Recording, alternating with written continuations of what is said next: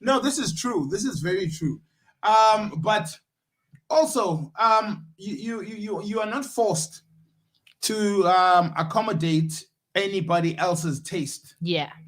Um, if Mnanawalelu, we listen to totally different things, we move in totally different circles. Yeah. But when we hear we are strong, Yeah. then does it matter? Definitely not. Or if we spend every waking moment outside of this show, yeah, always together, and still are good on the show, is it any different? You know what I mean? So, Yeah. and I'm just using the show as an example, but there's so many things. There are so many different things that you can take and make an example out of this for. You know, I know religion. You never debate religion or politics, but people say that because they'd rather not. Yeah, they'd rather not. You'd rather not because you know it can start off nicely, but it's gonna end in tears. It's gonna end badly. It's gonna end in It's gonna tears. end badly because at the end of the day, people don't believe in one thing. You know, views are gonna come clashing. And then, okay, when it gets heated, one's gotta leave the room. Not just leave the room.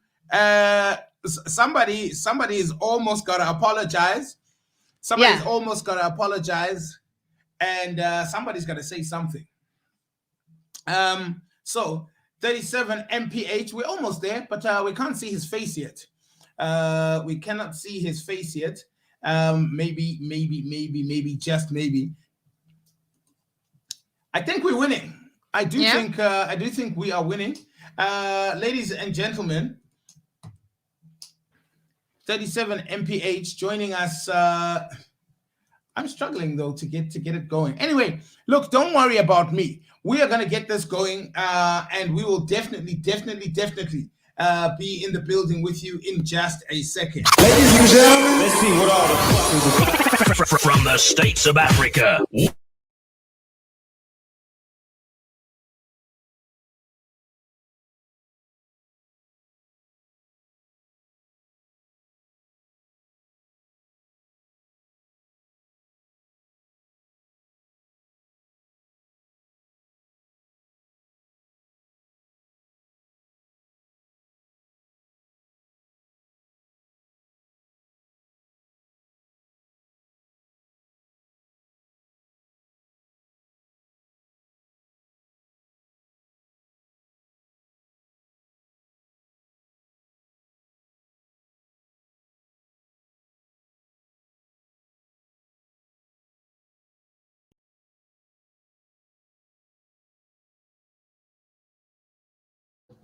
We do have 37 mph live and direct with us. My brother from another mother.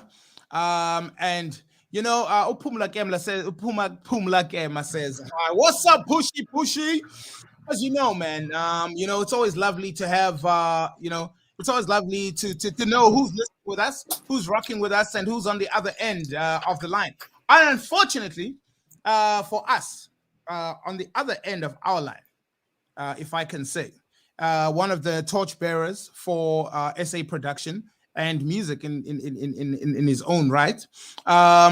In fact, before I get all excited, Lelu, you want to know who 37 mph is? I do. You're curious, right? Yeah. Good.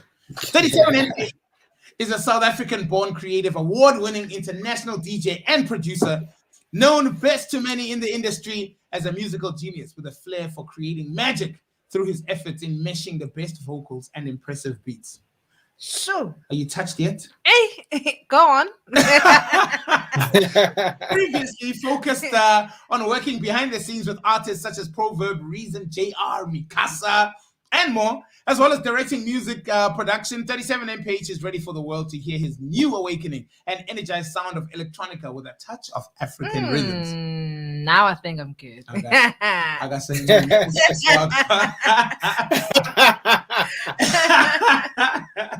So I think you got to her, 37. I think you got to her. How you doing, brother? I'm good, bro. I'm good. I'm energized. I'm out here. I love it. I haven't seen you in so long, man. it's been ages, bro. It's been ages. But you know, I love the fact that every time we catch up, we got stuff to talk about, you know? Exactly.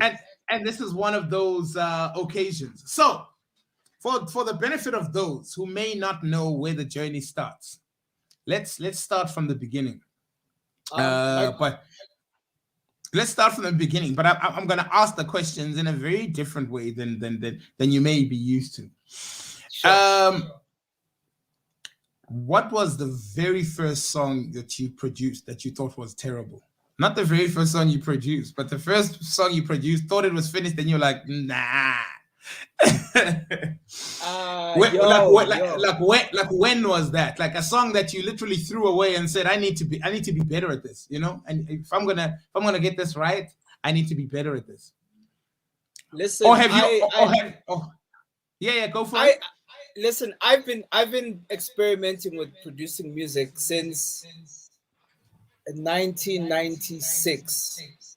Yeah. You know, so I think all of my throwaway songs or whatever, the mishaps, but I still hold those songs dearly. Sure. They're like somewhere on tape. They're on tape. They're on cassette. You know, they never made it to digital. And then they were like all like analog. And then eventually, when I restarted the production game around 2001, 2002, I had a computer, then I could digitize everything. That's when I was like, "Alright, cool."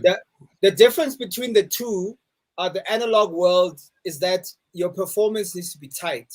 And at the time, I mean, as a young kid, I didn't have like session players. I'm playing everything myself. But with the computer, you can literally work at it till it sounds 100%. Sure. Ears, and you're like, "Alright, cool. I can move on now."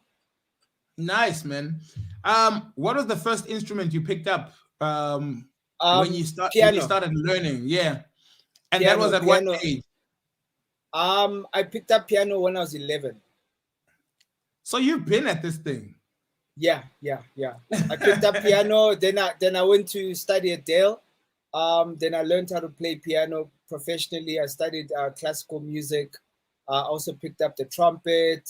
I picked up the bass from church, picked up the drums, pretty much, yeah. And when did this turn into production? When did it turn into I need to create? Because you've been playing, you've been jamming, but now I need to actually structure this and do something special with it. Actually, the connection happened immediately. So around 1992, there was a tape deck at home. My dad has a Pioneer sound system. I used to connect that thing. I connect my keyboard, connect drums, like keyboard drums, and record. Yeah. So I kind of got the concept of multi-tracking back then. So I would say my production journey started then, but my tools are different. But the computer thing happened around 1999 in first year, when I actually sat down with the computer the first time, and I said, okay, I want to make beats. I want to chop up samples. I want to do this, So it's been a thing. So I can't say I was first a player. I was a player for a short while, but I was a player because I wanted to get my ideas into some kind of recording so I can listen back. I see. Besides yourself, who's the first artist you ever recorded? The first artist that I recorded besides myself was Smooth, one of my best friends. SB Unit. SB Unit was Smooth, Z. And then literally I was known as the guy who was making mixtapes in high school. And remember that original beats is Ngabile at the time, because we're rocking over everyone else's issue. We buy someone's cassette just to get that beat or that loop or something like that. But there were not many people who could make beats. So a person like yourself, your crib would be flocked. Like your moms would be mad, dog, because the carpet is dirty. Your carpet is dirty. Like the house is full. aunties turning people around at the gate. Hi, go, please. Because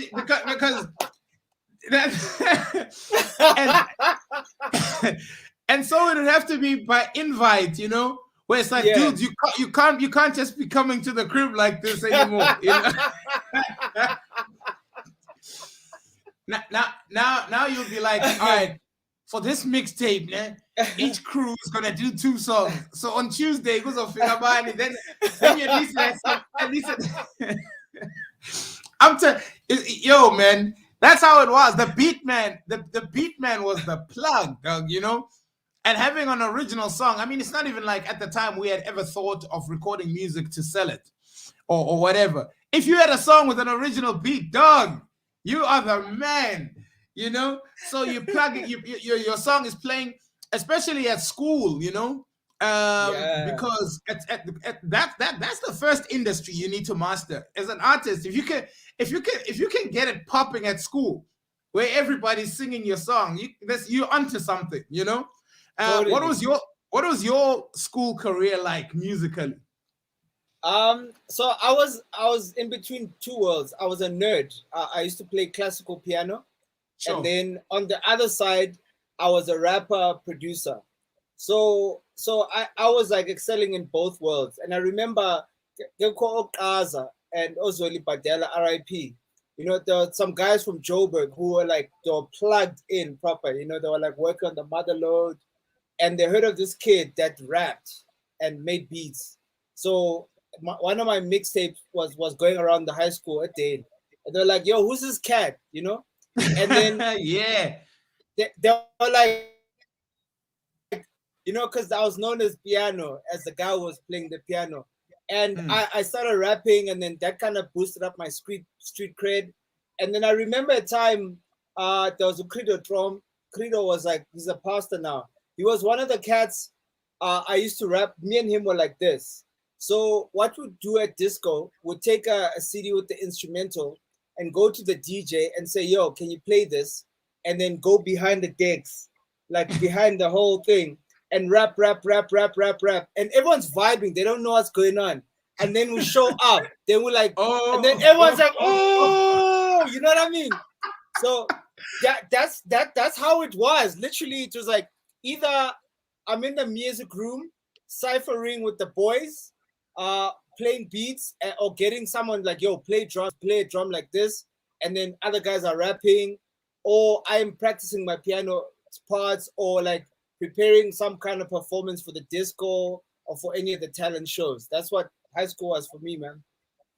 That's a hell of an existence, and you're excelling at both, meaning you always at it, you know. That's the other thing, is that your whole life was already about music, even back then. Totally. And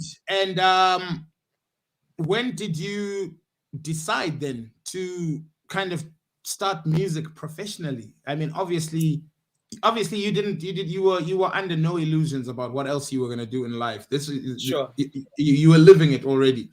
When did you decide to become a musical professional, you know, like start working in the industry and things of that nature?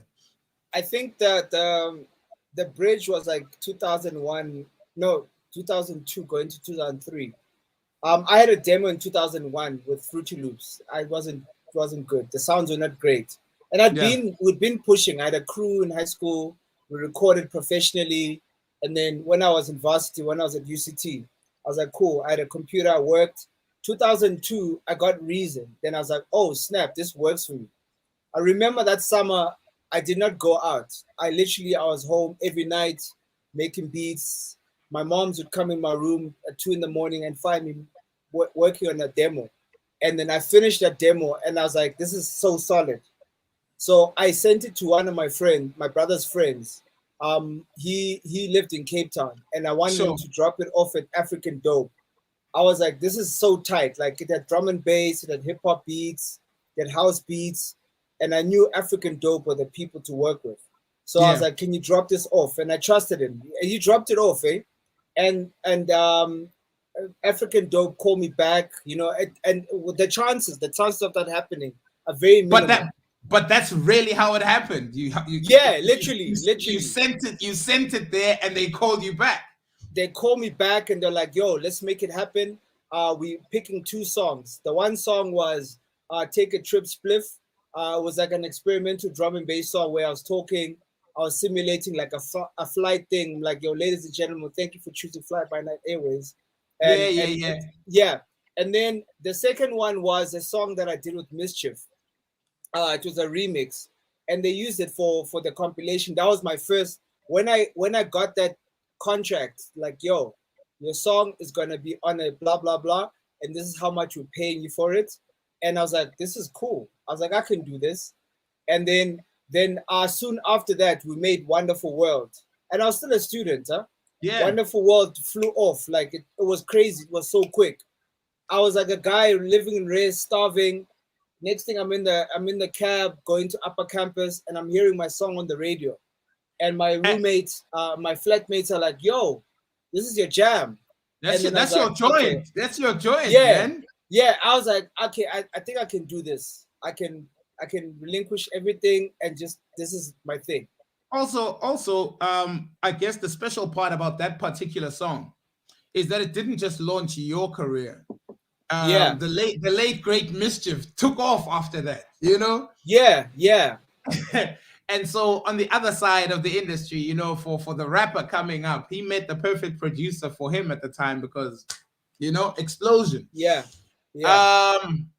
What was the flow of things then after that? I mean, now you are in the industry, and sure. What were some of the things that you had to work on, and also what were some of the immediate difficulties? Because you are this music purist, you know, you're almost on a cloud where in that world that you live in, it's all about the music. But now the industry, and you know, this industry is full of a lot of things, you know, that that can break your spirit or just make you despondent to even wanting to be part of it, because a lot of people leave the industry not because they were defeated, but because their spirit doesn't work with what's going on anymore, you know.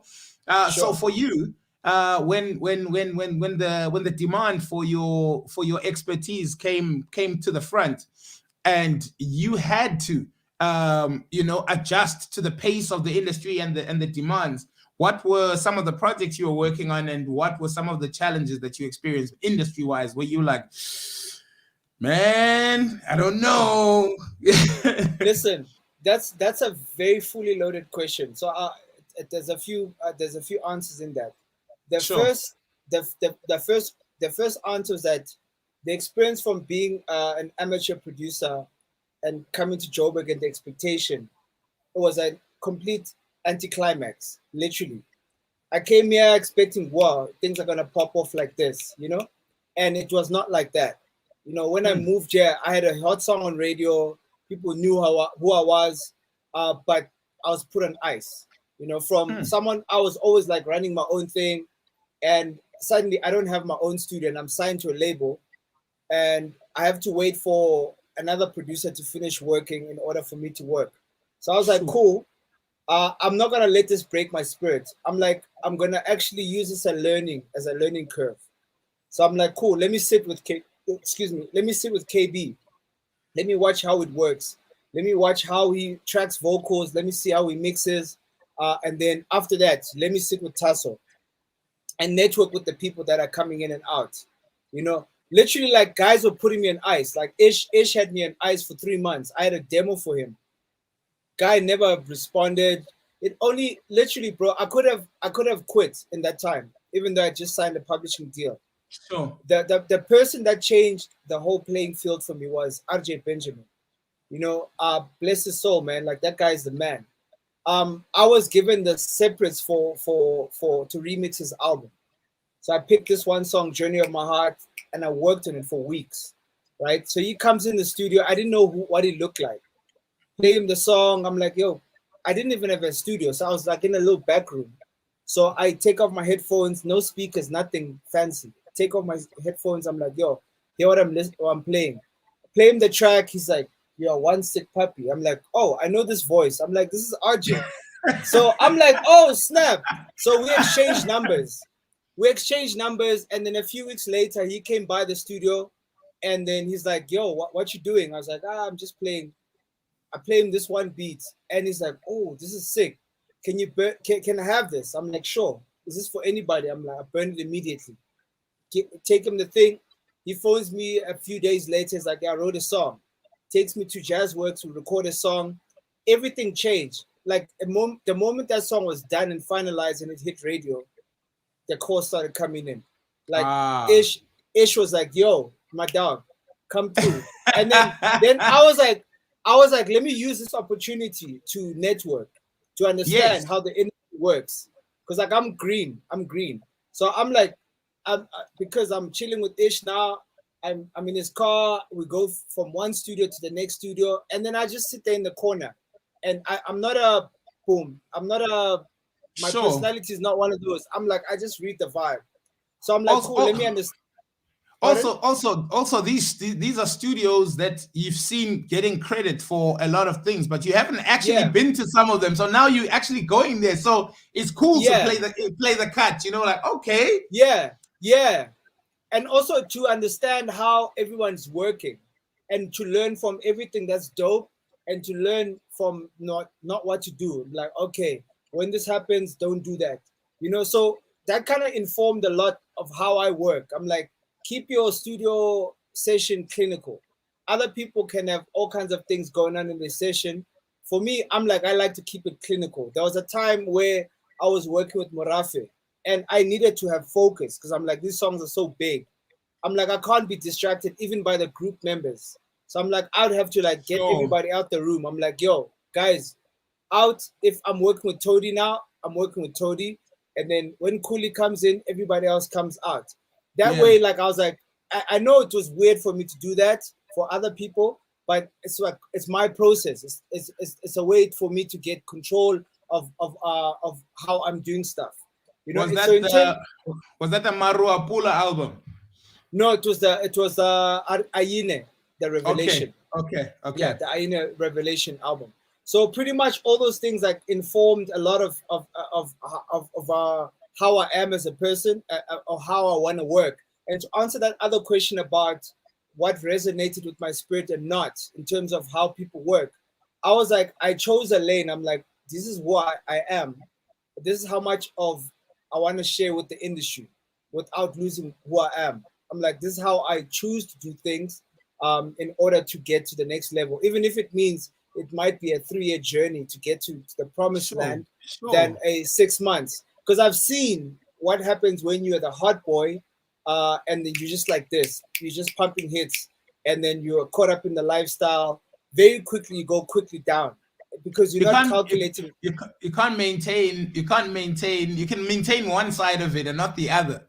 You know? Yeah, because you're not calculating your moves. Number one, you're not evolving in your sound, and you're not developing your product as much. So one thing I can say about my career is that I've always maintained to like try and outdo myself and say I'm developing my product from I'm a beat maker, and then I'm a producer, then I'm a superstar producer, then I'm a award-winning producer, then I'm starting to move into film, and then I'm doing this. It's like a step-by-step thing, and you need to understand every single part of the process. That's fantastic, man. And this is gonna sound corny, but some people may not understand the depth of of cast of people that you have worked with. Maybe you can name some of the projects that you've worked on at the different stages that you were at, as you're saying, so that people understand that it's not just you, but even the people you pick to work with, because you are at a specific time. Yeah. Sure. Chronologically, so it was Miz, and then RJ Benjamin. I did quite a few songs on his first album, Who I Am, and then it was Ishmael, then it was Zola, then it was Gumchef, then it was Malik, then it was the other Zola again, then it was Josie. Josie was a huge project for me. I had to be like the architect of the sound, and develop a new product. And then after that, Slicker, Squatter Camp, Then I went on my own. Then I was like, cool, and I signed JR. Then I did Catalina and most of the tracks that a lot of people know from his first album. Then after JR was Black Gold. Then it was Nom Samazwai. Then after Nom Samazwai, everything opened up. It was Danny K, Mikasa, Casper, the Polytones, Kanmo B, you know what I mean? And Yemi Alade, like the list just keeps going. The list keeps going. And it expands, outwards with genres as well. Yeah, because exactly. You're not, And off the music that you've been producing, which of those, and I know it's not just one, but which of those are close to you by meaning and by the reasoning behind the music? Obviously all of it is special to you, but which of those transport you to the person you were back then, like immediately, and found you at a stage where it's an expression of who you are at the time? Bro, I know I'm giving you the corny answer. It's literally every single project that I've put my name on. That's actually not as corny. That's actually not as corny as you think it is. That's actually freaking dope, man. Yeah, like if you look at Cry by RJ Benjamin, Cry was a song, a transition between a 37 mph from Cape Town underground, and I actually made that demo in King Williamstown, between King and moving to Joburg. And there was this beat I made for my group in Cape Town. And when I was in Joburg, I was like, let me dust this thing up. That beat meant so much to me. Like it, and RJ kind of got the sentiment of it, I was like, that I'm going into a world that I don't know. Sure. And then the Ishmael Project was very special to me because I was missing my girlfriend at the time. She was in Cape Town. I left her there, and I was here. And literally, the project in my computer was called The Love Factor. Sure. It was. I transported myself. I created a sound. Like, it was very warm. There were horns. There was rose. The drum programming was further than I could even think, but I made it happen. And sure. that entire demo became Ishmael's album. And we won a summer award for that. And then there was that time where we were recording Josie. Josie was an experiment that Lance kind of put in our heads. We're like, yo, what happens when you sample this and da-da-da? And I took it further from just sampling. And I was sure. like, how can you take something and you own it? I'm like, I like to own stuff. I'm like, cool. How can I bring my Africanness into hip hop and crunk? And those two songs that made it on the album that I produced, Africa Unite and the other I can't remember. It wasn't easy. Blah blah blah. Yeah. Those two songs, even my mom, that's the first time my mom and my dad co-signed me. They were like, okay, oh man. You see. Yeah, like when they heard that and Malik, when they heard when my mom heard that, because my mom loved that song. She didn't know I produced it. And when I got home, every summer I'd come home with a stack of CDs. I'm like, I produced this year. This is what I produced. And when she read the cover and she's like, you did this? And she was like, they co-signed me. They're like, cool. You got this. And like, then... Go for it. Go for it. Yeah, so even that's like, every single project that I've put my name on, that I've agreed to work on, I literally leave a piece of me. And it's not a thing of when you walk into the studio, you're meeting, I'm just going to give you a default and Paul. No, I'm going to give you where I am. The first question I ask an artist, I'm like, what's happening in your world? And I kind of get a sense, and then I find where me and them relate. I'm like, cool. You're going through this. Oh, I'm also going through, I can relate to that. Then I'm like, check this out. And I start playing a keyboard progression and they resonate. I'm like, okay, we're there. We're both in the same mind. The ones that didn't make it to the light of day, those are the ones where I'm like, a baby could never happen with that because it wasn't real. So that's why I can say every piece of music that I've released that's out there has a piece of me, has a memory of me. Even the film stuff that I do, like the Blitz Patrolly. I remember when I was working Blitz Patrolly, it was a new world. Like, okay, I'm about to do a feature film, and I was a new dad. And I remember taking the pram to the studio, like literally, like I put my daughter there, and then I'm making this, and I'd ask her, she was small, she's like 1 month old. What do you think of this? You know, and then I'd make the music, and I'd make the music. So every time I see Blitz Patrolly on Netflix now, it takes me back to that time where I'm like, I'm a new dad, I'm stepping into new territory. Like, this is how I'm expressing myself in a visual world. So to answer your question, pretty much all of it, man, the entire catalog. And your explanation gives it that stamp as well. We've got some comments here. Hamza Picholos has a question here. He says, good evening to everyone in the studio and to those who are listening. As a music producer, how do you know after producing or writing a song which artist can sing it better? It's a tough one. I do things a little bit differently. Sure. So when I'm writing a piece of music, I have a vision of what I want it to be. I have a vision of the kind of impact and the kind of messaging around it. So before I go too far, like I'll write like a hook, I'll write a verse, and then I'll stop. And then I'll think, okay, what was the vision? And say, okay, who in my world has that vision? I usually have someone in mind. I'm like, okay, I think this is going to be dope with Shekinah. And then I'll reach out. If she doesn't respond, if she doesn't feel it, I'll go to another person like them, you know, because, or someone who that. It's for that field. It's for that. It's exactly.